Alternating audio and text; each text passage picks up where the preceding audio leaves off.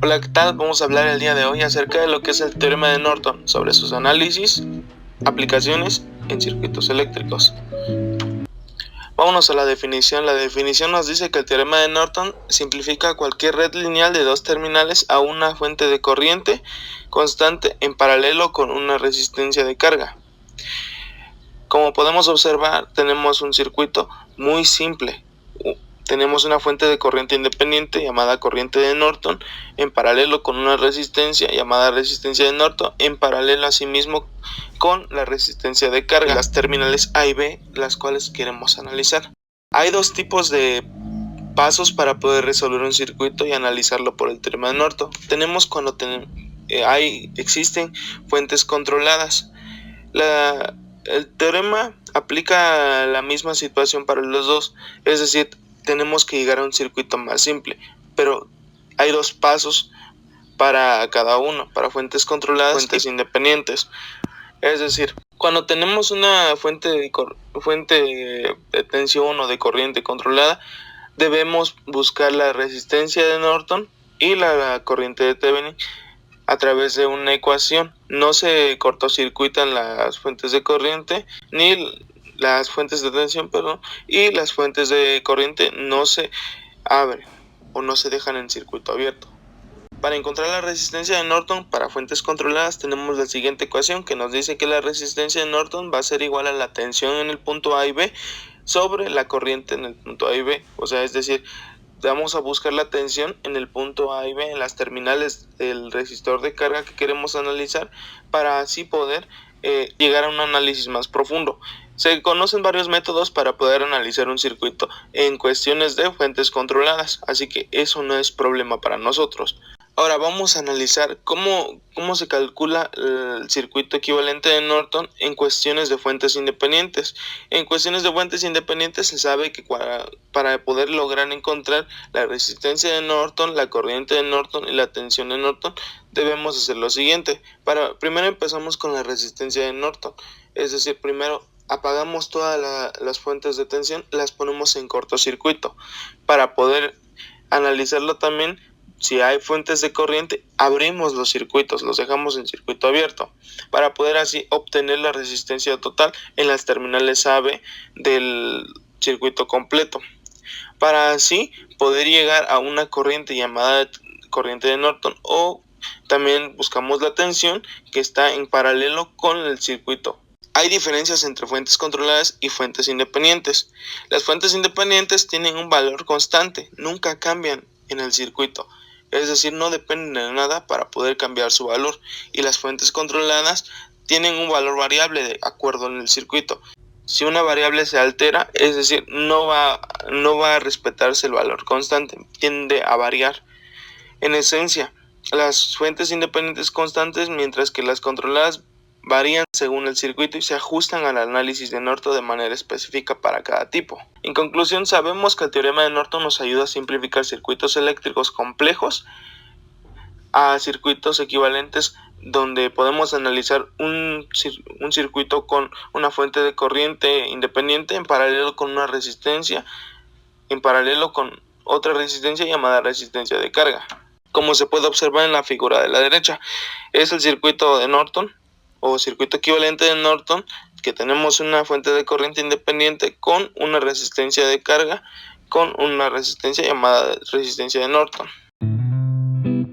Hola, buenos días. El día de hoy les voy a explicar lo que sería el tema de Norton, del cual se derivan de unos pasos que vamos a decir a continuación. En el paso número 1 es identificar el circuito, en el cual, como podemos observar, tenemos una fuente de tensión de la cual es de 12 volts. También contamos con lo que son tres resistencias. La resistencia 1 es de 9.93 kiloohms, la resistencia 2 es de 0.680 megaohms y la resistencia 3 es de 216.7 ohms. En el paso número 2 tenemos que sacar lo que sería la resistencia de Norton, en el cual, diferidos del circuito original, tenemos la resistencia 1 y la resistencia 3. En el método de Norton nos está diciendo que cuando tenemos una fuente de tensión, tenemos que dejarla en cortocircuito. También nos dice que al momento de sacar la resistencia de Norton, tenemos que dejarla en circuito abierto entre los puntos A y B. Al redibujar el circuito, nosotros nos percatamos que en nuestro caso podemos sacar el paralelo de la resistencia 1 con la resistencia 3. Sustituyendo los valores, nos está dando que la resistencia de Norton da un valor de 212.072 ohms. En el paso número 3 tenemos que sacar lo que sería la corriente de Norton. Derivados del circuito anterior tenemos este nuevo circuito. Aquí tenemos un detalle, y es que tenemos que dejar en cortocircuito lo que sería la resistencia de carga. En nuestro caso decidimos utilizar lo que sería el método de mallas de 3×3, en el cual, sustituyendo los valores, nos está dando una corriente 1 de 60.422 mA, una corriente 2, que es igual a la corriente de Norton, de 60.422 mA, una corriente 3 de 0 A, debido a que con anterioridad a tener un cortocircuito, directamente en la malla 3 tenemos nula corriente. Esto debido a que la corriente fluye por donde opone menor resistencia. Número 4, sacaremos lo que sería el circuito equivalente de Norton, en el cual con los pasos anteriores contamos con lo que es la corriente de Norton, la resistencia de Norton y la resistencia 2 o la resistencia de corriente. En este caso también contaremos con lo que serían las corrientes en R2 y la corriente en Norton. Aplicando el método de división de corrientes, en este caso en la corriente en la resistencia 2, sustituyendo valores, nos está dando un valor de 18.8379 microamperes. Aplicando el mismo método de división de corrientes en la corriente de resistencia de Norton, sustituyendo los valores, nos está dando una corriente de 60.4031 miliamperes.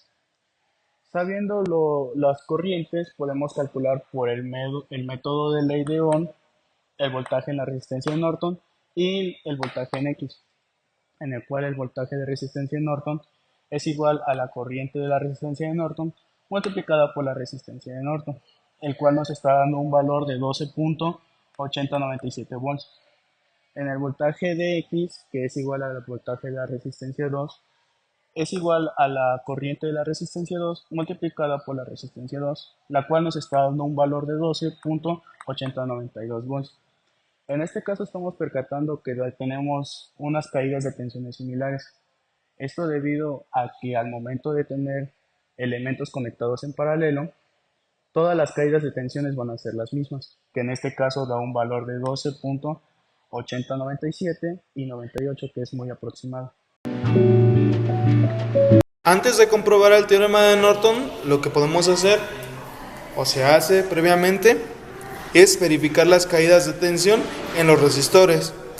En este caso tenemos en el circuito original las resistencias que hemos puesto acá. Tenemos una resistencia de 9.93 kiloohms, una de 0.68 megas, otra de 216.7 ohms. También tenemos una fuente de tensión de 12 volts. Entonces, para verificar esta caída de tensión, simplemente hacemos la medición en paralelo de esta conexión. La tensión en el resistor 1 es de 12.15, la tensión en el resistor 2 es de 12.15, la tensión en el resistor 3 es de 12.07 y va variando. La tensión es similar en los resistores debido a que están conectados en paralelo. Es por ello que vamos a tener una tensión similar.